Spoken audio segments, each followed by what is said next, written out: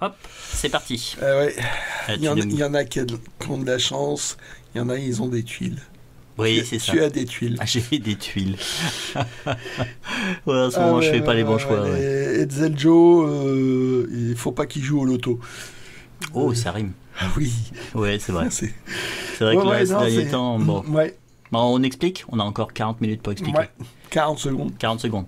Ok. Allez, Donc le jeudi du 15 août, on pouvait pas chiner ensemble. Donc chacun a choisi le vide-grenier. C'était une sorte de quête. Et c'est le geek belge qui a bien choisi. J'ai fait le bon choix du... Ouais. Moi, j'en ai pris deux, pourtant j'ai triché. Et ils étaient nuls tous les deux. Voilà. Bon, voilà, c'était super. Encore hier samedi, t'as tenté, hein. Et j'ai tenté hier samedi. Alors déjà, il y avait on m'a un petit peu grillé la priorité, c'était un peu chaud patate, mais c'est bon, avec mon talent, j'ai évité l'accident. Et en fait, c'était nul.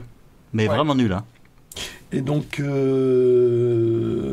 dimanche, on en a fait un, ça y est. Il y en a qui s'inquiétaient.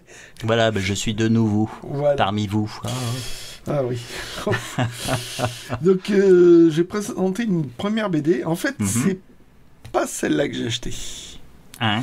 Alors, Broussailles, ça n'a pas duré longtemps, hélas. Donc, tu montres des BD que tu n'achètes pas. Voilà.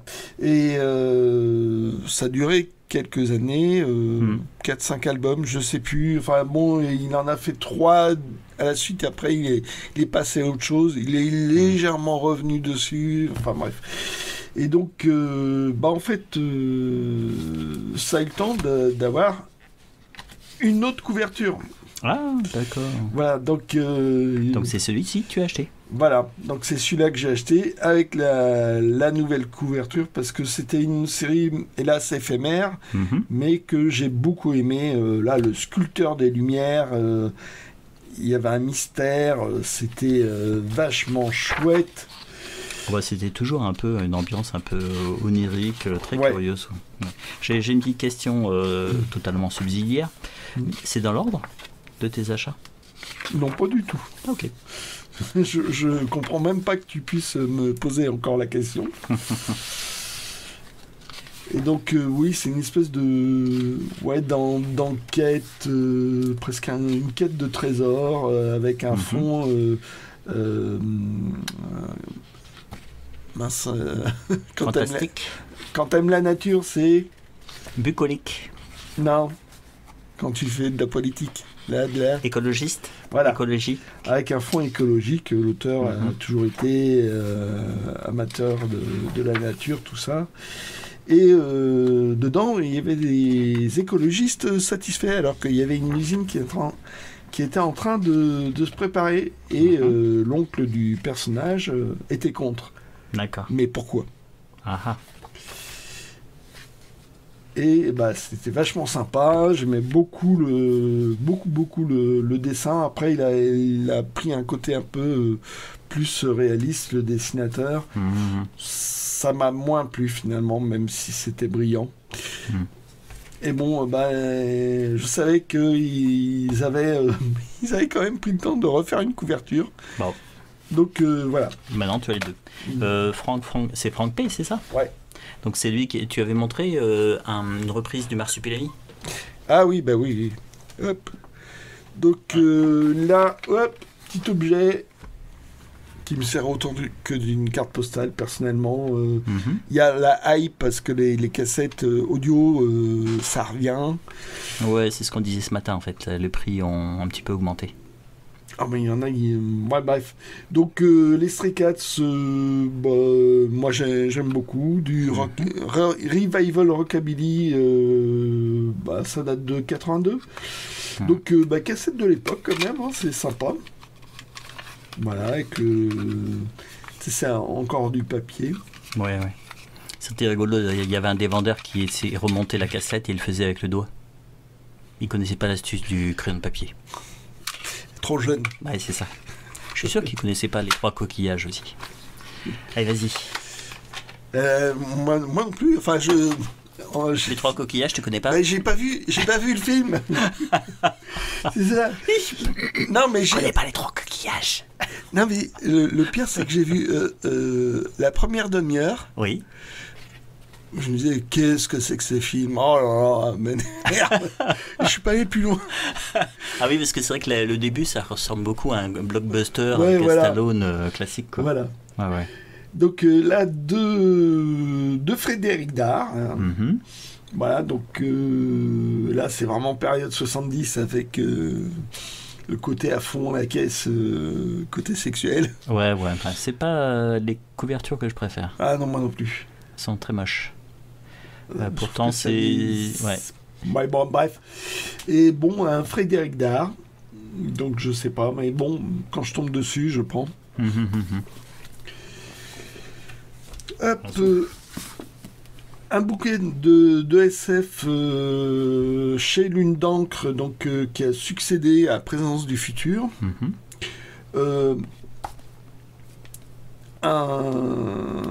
Un auteur que je connais pas du tout. Yoon-Ah Lee. Et alors je sais plus si elle est de quelle nationalité elle est. Américain. Américain. Américain. D'origine coréenne. Voilà, ça. Donc il y a un tiret qui manque.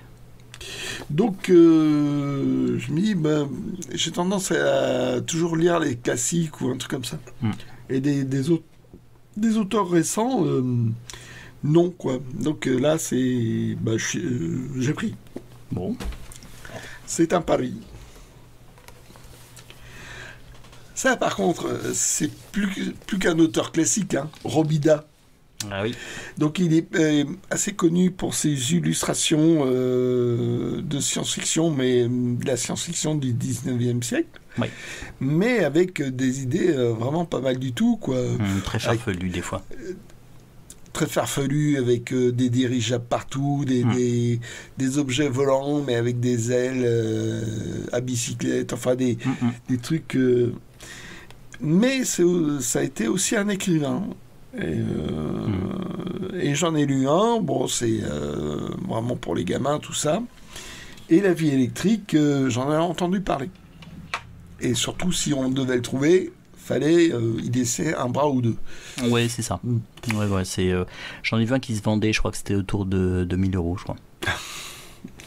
Bon. Enfin, il le présentait à la vente. Ouais. C'est la petite nuance. Et donc là, achète BNF. Ah, je me suis dit, ça va être l'occasion de le lire. En fait, c'est un facsimilé, quoi. Bah, en fait, j'ai vu après coup que c'est un livre à la demande. Donc en fait, ça a été scanné ou alors ça a été photocopié, j'en sais rien.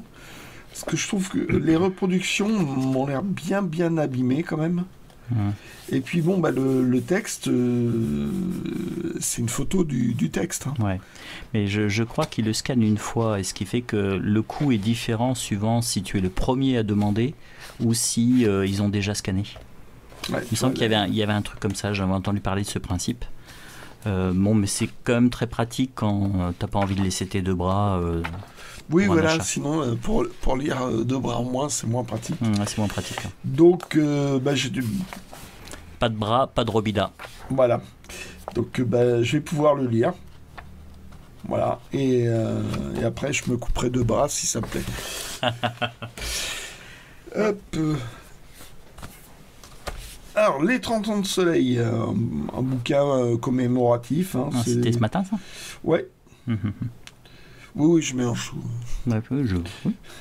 Et donc, bon, ben, moi, je crois que j'avais eu le bouquin sur les 20 ans. Ben voilà, là, c'est les 30 C'est ans. les 30 ans, ouais. Comme le temps passe. Et oui. Donc, bah, c'est un peu le même format que Les filles de soleil, sauf que c'est pas Les filles de soleil. Donc, ce n'est pas que des pin-up. Ouais, ils ont beaucoup changé. Maintenant, c'est beaucoup moins pin-up. C'est plutôt des fois des filles super badass. Bon, c'est autre temps, autre mœurs. Voilà, et puis bon, bah, moi, je suis... Il y a assez peu d'auteurs que je suis chez Soleil.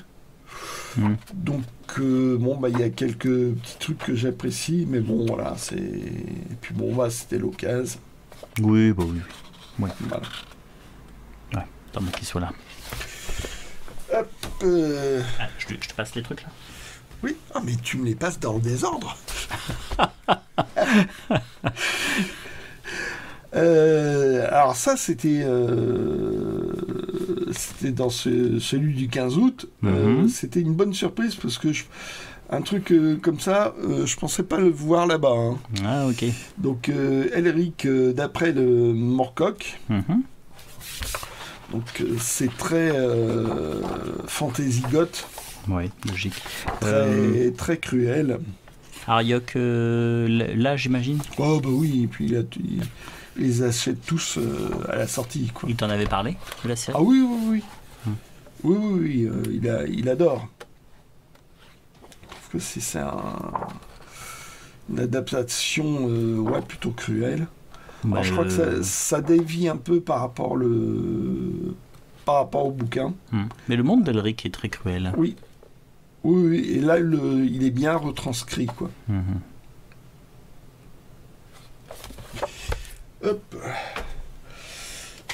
Un recueil Lucky Luke, donc journal éphémère qui a duré 12 numéros. Ils ont eu le temps de faire 2 recueils. Donc là, j'étais content. Bon, là, j'ai recollé parce que c'était fendu. Ça se baladait. Ok. Voilà, donc... bon, ça va, il est en bon état. Ouais. C'est... Donc, ce journal, comme je trouvais qu'il a quand même un intérêt limité. Voilà, c'est un spin-off du journal pilote. C'est toujours le problème dans les maisons d'édition. S'ils ont un journal qui marche bien, ils vont essayer d'en faire d'autres pour... Ils vont en faire d'autres et en fait affaiblir le journal principal. Et donc ils ont fait Lucky Luke. Bon, il y a les petits Grecs, les petits Achille Talon. Achille Talon. Ils ont essayé plusieurs trucs, ça n'a pas marché.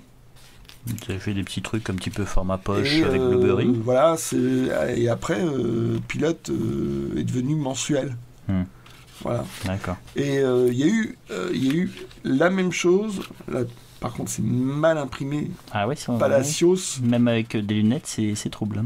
C'est Palacios, faut pas se rater parce que c'est pas facile. Et il y a beaucoup d'erreurs d'imprimerie là-dedans. D'accord. Dans les numéros. Et en fait, Metal Hurlant, ça a été la même chose. Parce qu'ils ont sorti Metal Aventure et Rigolo. Ah, je savais pas ça. Et pareil, ça a divisé le lectorat en 3. Donc voilà, ça fait... ils font que sortent peu de récits, avec beaucoup de pages. Bon, c'est pas plus mal comme il n'y en a pas beaucoup, tu as les 2-3 relures et puis basta, quoi. Il y a 2 relures. 2 relures? Oui, 12 numéros, il y a 6 numéros par relure.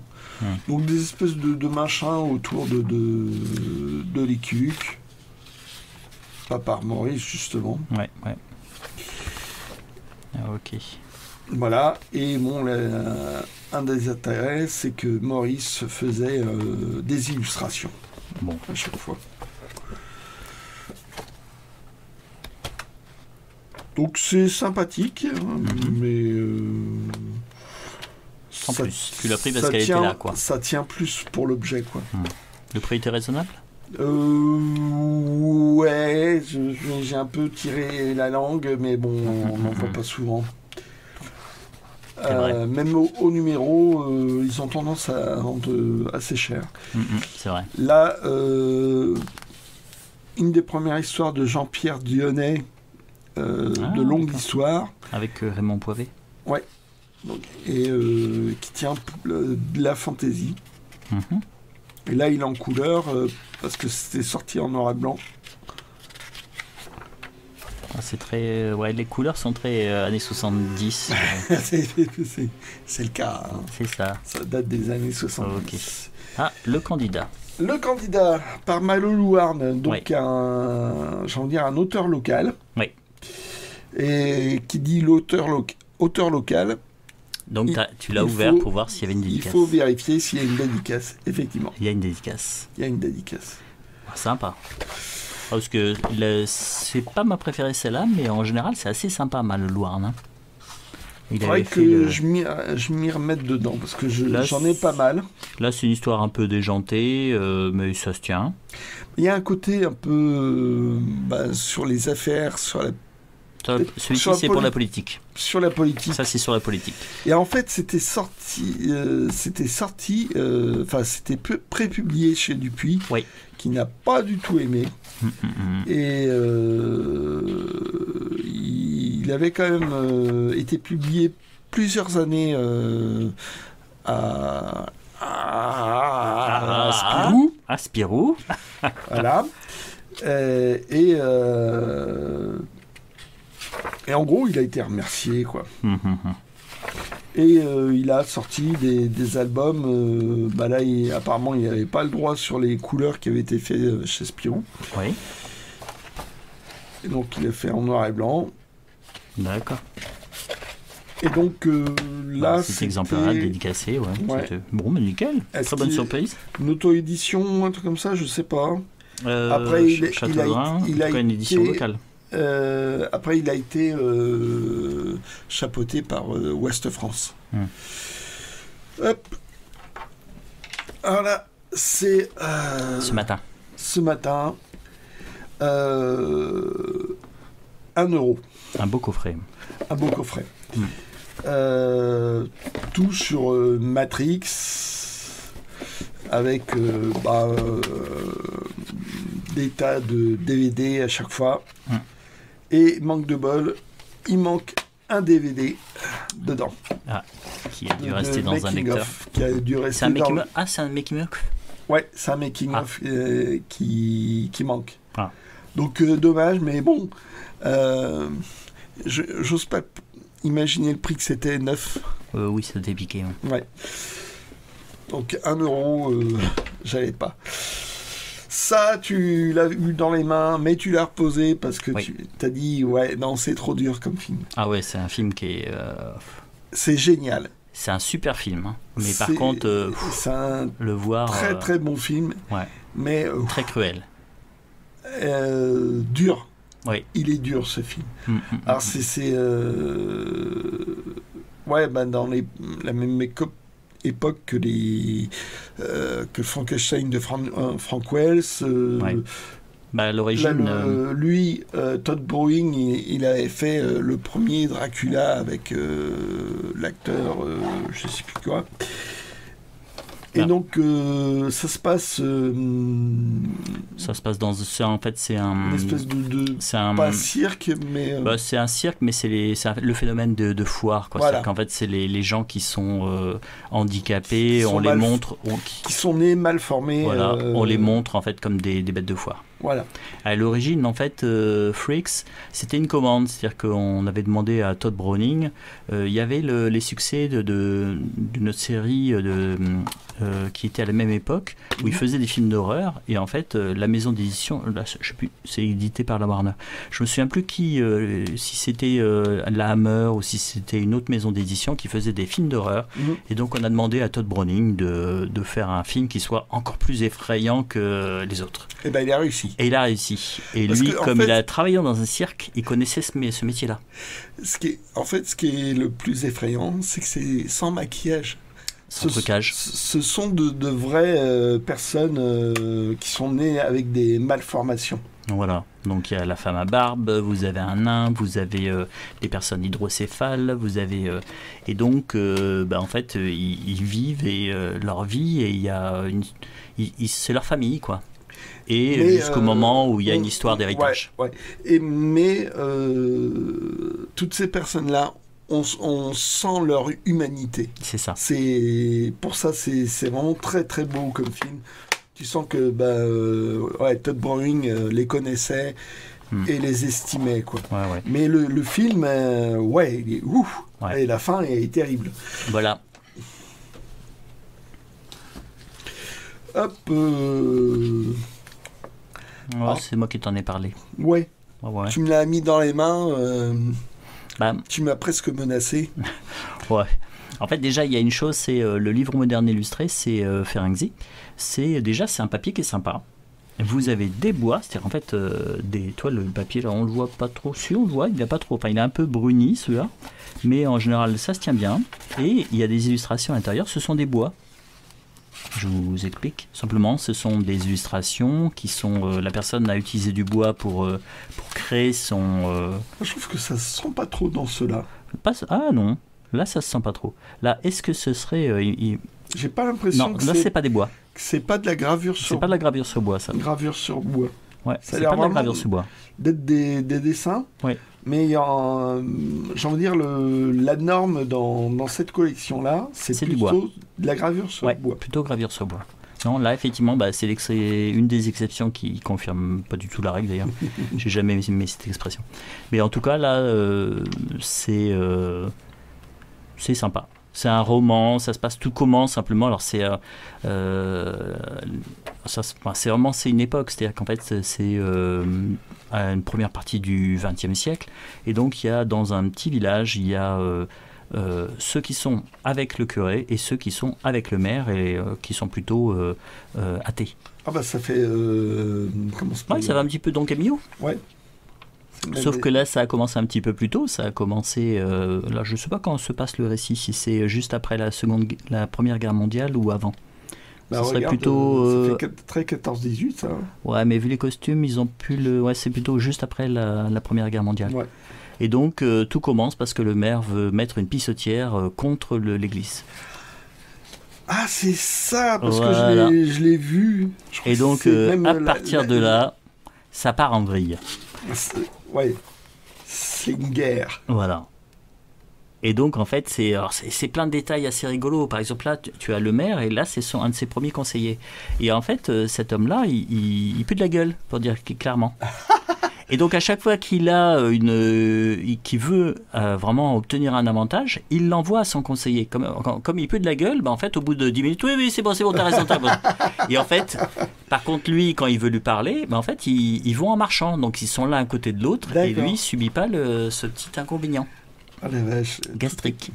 Et donc, en fait, il y a plein de petits détails assez rigolos. C'est vraiment à la fois, il y a de l'humour, c'est déjanté. Il y a encore des détails en fait qui sont d'une autre époque. Par exemple, il y a encore à l'époque un hallebardier qui est à l'entrée de l'église et qui donc a une hallebarde et c'est un Suisse, il est habillé comme un Suisse, un hallebardier suisse. Et en fait, il est là pour tout gérer si tout se passe bien dans l'église. D'accord. Et on le voit à un moment donné parce que il y a toute une histoire en fait. Mais voilà, c'est un roman un petit peu humoristique. Et donc cette personne-là a fait un autre roman qui s'appelle La Peur. Et là, ce sont ses souvenirs de la Première Guerre mondiale. D'accord. Puisqu'il a été un poilu. Là, par contre, il n'y a rien de drôle, quoi. Ah si, drôle ça. Non, mais l'autre. Ah non. Là, on sent que je l'avais lu il y a très longtemps. Il était très bien d'ailleurs. Là, c'est une bagarre dans l'église, en fait. Ça finit dans une bagarre. Et là, tu as le Suisse là, qui s'interpose. Ah, d'accord. Ok. Bon, j'espère que ça te plaira. Moi, j'avais trouvé ça très marrant à lire. Il y a une ambiance ça se lit bien. Ok. Ah, là, j'avais pas vu ça. Je l'ai passé vite fait et j'ai pas vu qu'il y avait ça. Une petite curiosité. Bon, un peu... Ah, il est insolé. Normalement, c'est rouge, en fait. Légèrement insolé, mais enfin bon, c'est... Et je savais que ça existait. J'ai toujours pas lu. En fait, c'est une édition ancienne pour le monde de Narnia en France. Donc c'est l'idéale bibliothèque. Si ça se trouve, c'est la première édition. Ouais, je sais pas. Enfin bref. Dans cette collection, en fait, il y a eu plusieurs titres. Je t'en parlais ce matin parce que c'est ce matin qu'il l'a acheté. Et par contre, je connais pas le prix. Je suis désolé. Donc en fait, dans cette collection, il y a par exemple les films de Mary Poppins qui ont été édités. Et autant le premier a été réédité, les autres, les illustrations sont jolies. Autant les autres ne l'ont pas été. Et vous avez aussi les premiers Club des 5 si vous êtes nostalgique. Ouais. Ouais, ils sont jolis. Mais bon, c'est pas dit que tu les lises. Non, mais que le texte soit intégral. Ça, c'est pas dit. Et puis, vu la taille, en fait, connaissant les versions modernes, il y a peut-être juste qu'une partie du roman. Mais Bah, il y alors, il y en a eu plusieurs du monde de Narnia qui ne s'appellent pas le monde de Narnia là-dedans, apparemment. Ouais. Un rouge-gorge. Et j'étais au courant que ça existait. Et donc, là, c'était chez un collectionneur qui allégeait. Ouais, qui se séparait d'une partie de sa collection. T'as vu d'ailleurs, il n'y avait que des geeks qui étaient là. Hein. Il y en avait un, alors il était fort. Il avait sur le bras droit, il avait des. C'était très manga, avec des idéogrammes, c'était que du manga. Et en fait, juste sous l'oreille droite, il avait le signe de la rébellion de Star Wars. C'était le symbole de le petit symbole, tu sais, qui ressemble un petit peu à une lune avec des. Ouais. Non, c'était. Là, on sentait le geek. Ouais. Et puis, je tombe sur des trucs, des cassettes vidéo. Je dis, ouais, c'est. Ah oui, c'est drôle ça. Je me dis, je ferais peut-être un effort là. Puis, je lui montre. Mais vous avez trouvé ça où? En fait, c'est sa femme qui n'a pas vu qu'elle sorti un carton et en fait, c'était pas à vendre. Ouais, il y avait les cassettes vidéo étaient au fond et dessus il y avait des livres. Je pense qu'à mon avis, c'était un acte manqué, ça. Chérie, tu vas te séparer des cassettes vidéo. Ça fait de la place. Pas de bol pour moi, il n'était pas décidé ce jour. Non, il était, ouais. Non. Voilà. Non, pas de bol. Et donc, mon dernier achat.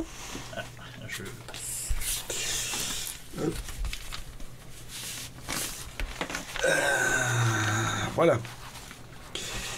Donc, si ça se trouve, à l'heure de maintenant, là où on enregistre, si ça se trouve, il est en plein drame, pleine scène de ménage, parce que justement, il est en train de s'engueuler avec sa femme. Grâce à moi. Grâce à toi. Hey, je te sors un double album de Pink Floyd. Et je dis des bêtises. Et voilà. Voilà. En plus, c'est la période que tu adores. Alors, c'est la période. En fait, c'est les deux premiers albums. Arthur! C'est une fourchette, en plus, ça marche pas. Je peux placer un mot? Ah, tu vas regretter que je sois là, ben, finalement. Ouais. Vas-y. Si vous voulez le virer, tapez 1. Et je donne pas d'autres possibilités. Voilà. Donc c'était la période. Donc c'est les deux premiers albums. Et c'est la très très brève période avec Syd Barrett. Ouais. Que j'aime bien.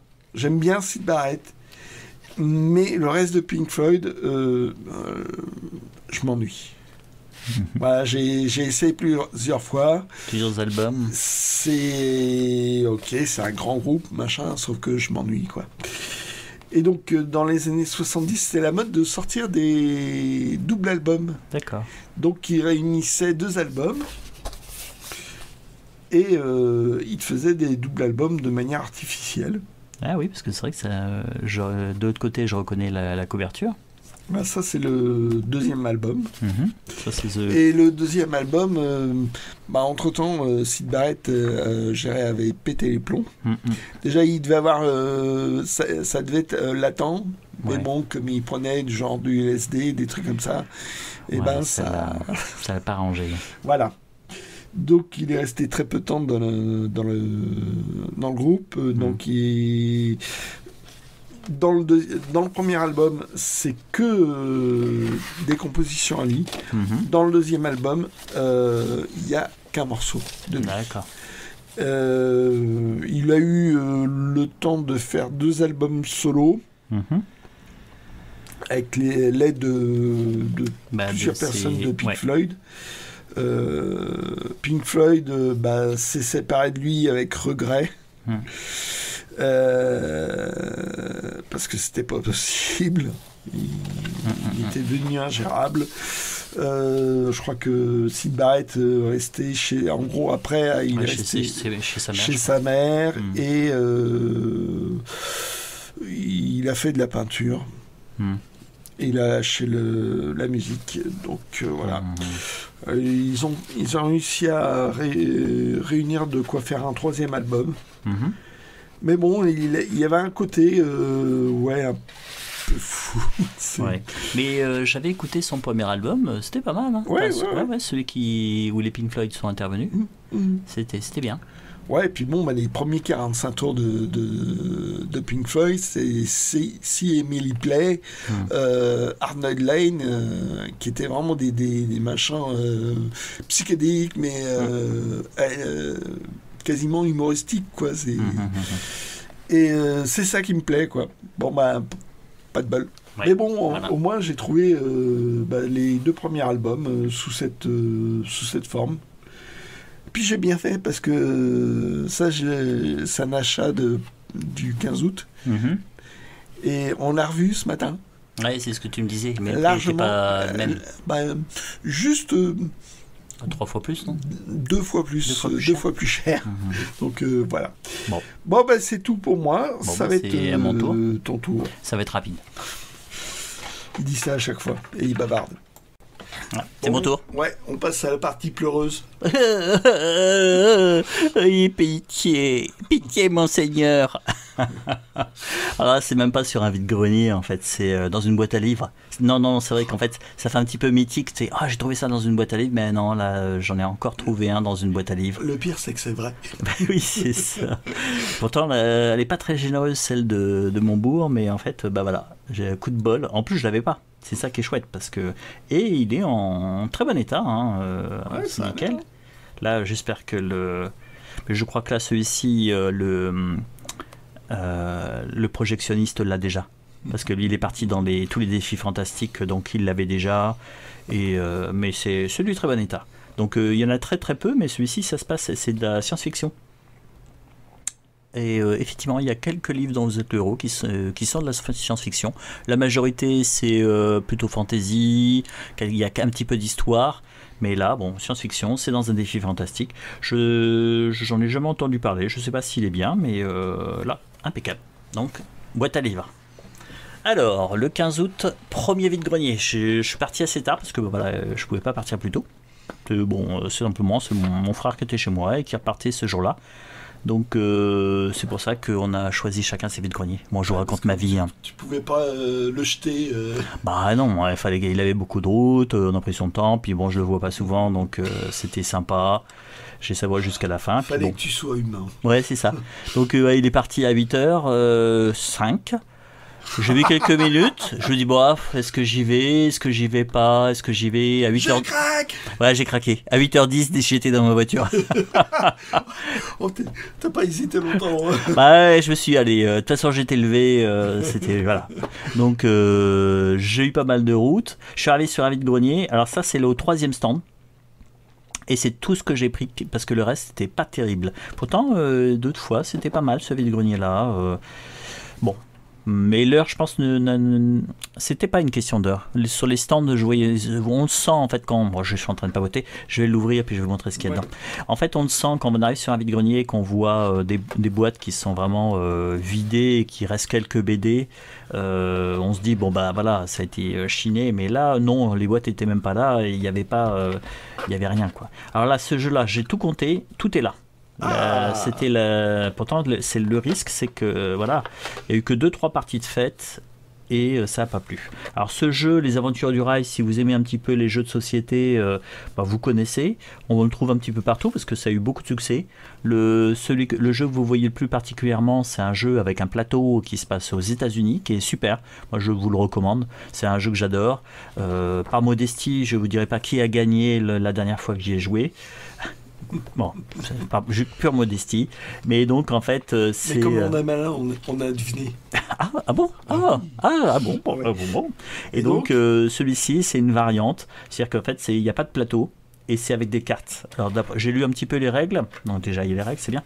En fait vous avez classique dans les Aventures de Rail, vous avez ça c'est des bonus pour des grandes villes. Vous avez des destinations qu'il ne faut surtout pas montrer à vos adversaires. Alors là, il n'y a pas de plateau où vous mettez vos petits wagons en plastique. Il y a en fait simplement des couleurs à avoir dans un jeu qui va être que vous allez cacher. Et c'est ça qui va vous permettre de faire vos destinations et de remporter les 11 points. Si vous n'avez pas la couleur à la fin de la partie, les 11 points seront déduits des points que vous avez. Donc il ne faut pas se louper. J'y ai pas joué, j'ai vu des critiques, certains disaient que c'était bien, certains disaient que c'était pas trop bien. Mais bon, je connaissais pas, je l'ai pris, voilà. J'aimerais bien avoir tous les jeux des aventures du rail parce que chaque petite boîte qui a été créée, ils ont rajouté des jeux ou alors des variantes. Vous avez donc les États-Unis, vous avez l'Europe. Ils ont rajouté quelques petites cartes qu'ils ont créées, donc l'Inde, l'Allemagne, je crois qu'il y a la Suisse. Il y a eu aussi des jeux de cartes qui font les aventures du rail à une autre époque, peut-être avec des challenges un petit peu différents. Et il y a aussi le tramway. Alors, le tramway, oui. Il y a beaucoup de boîtes. Beaucoup de boîtes. À trouver alors. Voilà. Alors j'en ai trouvé déjà plusieurs parce que j'ai États-Unis, Europe, les grosses boîtes de base. Alors par contre, ils ont diminué la carte la taille des cartes. Ah ouais. Donc j'aimerais bien trouver un des premiers aventuriers du rail États-Unis parce que les cartes avaient ce format-là. C'est pour ça que je l'ai pris parce que je me suis dit, même s'il manque des cartes, ces cartes-là, à la limite, pourraient resservir je pourrais les réutiliser pour les États-Unis. On trouve des wagons de différentes couleurs, on trouve les destinations, ça pourrait être marrant. Mais bon, et j'ai aussi tramway Londres et tramway New York. Ah. Ouais, il me manque Paris, il y a plein de trucs. Hein. Donc voilà, trouvaille. Alors, ça c'était un vide-grenier, hein, juste une trouvaille. Deuxième vide-grenier, la trouvaille du vide-grenier. Alors je l'ai pris pour pas être bredouille, hein. Il y a la honte. Parce que t'es nécrophile. Ouais, c'est ça. Voilà, c'était encore une épave. He's alive. Et donc en fait, c'est le Temple du Soleil. Garde bleu foncé, elles sont très belles. Alors après, bon, il y a le gamin qui s'amuse à écrire. Hein. Alors vous voyez, c'est pas la première édition, il n'y a qu'un seul petit motif. Il s'amuse à écrire tout un truc à différents endroits. Je l'ai pris, c'était 1 €. C'était vraiment juste pour pas être Fanny, quoi. Alors ouais, je crois que j'avais vu que c'était là, c'est écrit Salmôme. J'en profite, un Salmôme, hein. Là aussi. Alors ce qui est dommage, c'est que c'est cette page-là normalement qui peut être intéressante à récupérer. Là, elle n'est pas récupérable. Va lui péter le bras à l'EHPAD. En EHPAD, oui, dans l'EHPAD. Donc là, bon, vous voyez, c'est l'affaire Tournesol. Donc bon, on n'est pas du tout dans l'édition originale. Hein. Oui, c'est ça. C'est dans la dernière époque, avec les gardes colorées. Voilà, j'étais content. Le plat, ça va à peu près. Ça va permettre de. J'ai pris surtout parce que voilà, il y avait un dos. Le dos est défait. Il est défait, mais entier. Il est entier. Et ça, c'est pas courant du tout. Non. Je me suis dit bon, au pire, il y a le dos à récupérer. Il y a une garde colorée. Si voilà, on ne sait jamais. Pour faire des greffes sur d'autres albums. Ouais, c'est ça. Puis pour faire des essais, comme il y a du bic. Donc, on est quand même à une trouvaille par vide-grenier. Hop là. La trouvaille d'aujourd'hui. Ouais. Trouvaille d'aujourd'hui. Ma trouvaille d'aujourd'hui. Parce que vous allez voir. Parce qu'il y a des gens qui ont pitié de moi ici. Et donc, c'est un coffret. Un coffret des films de Wong Kar-wai. Alors, au début, quand j'ai vu cette forme-là, je me suis dit, c'est un coréen, mais j'en étais pas sûr. Et en fait, non, il est né à Shanghai. Donc, c'est un chinois. Il est né à Shanghai. Il a commencé à faire ses armes à Hong Kong. Bon, maintenant Hong Kong a été rattaché, donc il est de nouveau chinois. Et il a fait des films, il a été un petit peu influencé malheureusement par la nouvelle vague. Moi, j'aime pas la nouvelle vague. Et donc en fait, il a une façon de tourner un petit peu, un petit peu à la One Again. Là, c'est des films qui sont pas si connus. Alors, je crois qu'il a été connu pour Moon for Love. Ouais, In the Mood for Love, je crois. Ouais. C'est ça. Avec une musique un peu planante. Et moi qui ne suis pas du tout les films comme ça, Wong Kar-wai, j'en ai entendu régulièrement parler. Oui, donc c'est ça. C'est connu. Ouais, voilà. Donc, bon, je vais regarder les films. Je pense que ça va pas me plaire. Mais bon, j'avais mon achat. J'avais mon achat du jour. Puis en fait, c'est un coffret qui n'est pas si courant que ça à trouver maintenant. C'est ça qui est étonnant. Maintenant, on commence à arriver à une époque où il y a des choses qui commencent à devenir rares à trouver. Bon, j'ai ceci. Et puis en fait, alors il y a une petite anecdote. Alors là, je vais essayer de la faire courte pour éviter que le geek belge fasse plein des trucs. Ouais. Il y avait ceci. Et ça, c'était le geek belge qui l'avait en main. Et en fait, il commence à le reposer parce que c'est un DVD, lui. Et je dis, c'est la musique du film. C'est comme quoi, il faut tourner 7 fois sa langue dans sa bouche. Oui. Et sa musique des films. Homme blanc, avoir langue trop pendue. Oui, c'est ça. Donc c'est la musique du film. Et là, le Guy belge dit c'est vrai, c'est Daniel Fan. Donc il regarde, effectivement, tout était là. Voilà, vous avez même le prix, 1 euro. Hein. Comme le coffret, d'ailleurs, c'était 1 euro. 1 euro. Et donc, il l'a pris. Et le pire, c'est qu'il sort un gros bifton, comme le geek belge est riche, hein, un billet de 50 euros. Non. Et puis, quoi, c'était pas 50 euros? Non, c'était 10. Et donc, il n'avait pas la monnaie. Et là, je lui ai dit, c'est pas vrai. Comme moi, je fais des trouvailles, moi. Oui, c'est ça. J'avais usé ma monnaie, j'étais à court de monnaie. Ah, moi, j'ai toujours la monnaie, elle me sert pas. Elle m'alourdit, juste elle alourdit mes poches, elle déforme mon blouson. Mais voilà. Et donc, je lui ai passé 1 euro. Alors qu'en fait, ça m'aurait plu. Et là, je pense que le geek belge a réfléchi, il a eu pitié, il y a des larmes qui sont sorties de ses yeux, c'est très rare. Et donc, il me l'a donné. Ah non, c'est toi qui avais un regard de chien battu. Oui, c'est ça. Je fais très bien, c'est le chien battu. Et donc voilà, merci le geek belge. Je l'ai laissé. Voilà, et je me suis demandé si c'était les... J'arrête pas de le tourner comme ça. Ouais. Vous allez être malade. Ils vont vomir devant leur écran. Et je me suis demandé si les chansons avaient été traduites. Parce qu'en fait, il y a l'exemple de L'étrange Noël de Monsieur Jack. Et là, tout est en anglais. Donc je pense que cela n'a pas été traduit. Non, tu confirmes ? J'ai écouté un extrait, c'est effectivement en américain. D'accord. Oui, parce que si vous trouvez la version originale en CD, alors vous pouvez l'écouter sur Internet, hein, c'est super sympa. Si vous trouvez en CD la version, donc le CD en français des chansons de L'étrange Noël de Monsieur Jack, je vous encourage à l'acheter, surtout si c'est modique. Le prix est modique. Voilà. Donc, nouveau cadeau du geek belge. Voilà, c'est ceci, Rantanplan de Berck et Duval. Alors, Rataplan. Ah oui, Rataplan. La déformation, Luc et Luc, c'est fort. C'est comme Fifou et Fofi. Hein. Non mais t'enfonces pas là. Ouais, c'est ça. Enchaîne. Donc, Rataplan et le prince de Jitomir. Donc moi, Berck, c'est surtout les gorilles. Hein. C'est ça. Samy et les gorilles. Et donc là, c'est une aventure du journal Tintin. C'est vrai que je te l'avais montré. Bon, j'aime bien moi ces petits fascicules comme ça du journal Tintin. Mais tu me l'as mis dans la main. Voilà. Et donc il l'avait pris. Et le geek belge qui a un brave cœur a même fait la réparation pour moi. En pièce jointe, je vous mettrai son adresse si vous avez des bandes dessinées à réparer. Donc il fait ça gratuitement. Ça avait été réparé. Creusé. Ouais, je pense que ça a été perforé. Oui, ça a été perforé. Voilà. Et donc, je vais lui réparer, en lui filer. Parce que sinon, c'est gentil. Parce qu'en fait, je l'avais déjà. Voilà. Donc, en fait, c'était très bien. Il y en a eu plusieurs des albums de Rataplan. Ouais. Et le seul que tu as trouvé, tu l'as en double. Tu l'as trouvé 2 fois. Je l'avais déjà. D'accord. Ça se passait à l'époque napoléonienne ? Ouais, vaguement. Et donc, c'est un joueur de tambour, quoi, Rataplan. Oui, c'était souvent les gamins qui faisaient ça. Puis, le scénario, c'est léger. Ah, très léger. Ouais, c'est pas... T'attends pas un chef-d'œuvre. Mais bon, c'est le dessin de Berck et je trouve ça plutôt sympa. Ouais, c'est vrai. Mais je te remercie pour tes cadeaux.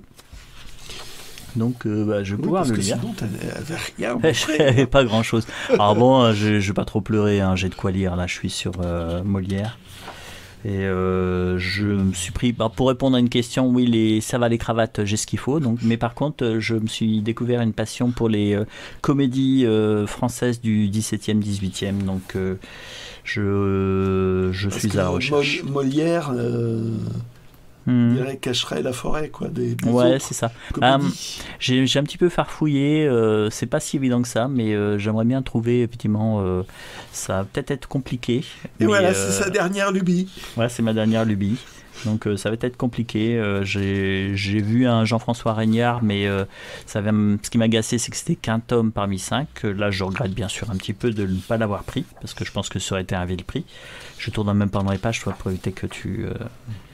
comme ça, vous pouvez faire des arrêts sur l'image et lire la bande dessinée.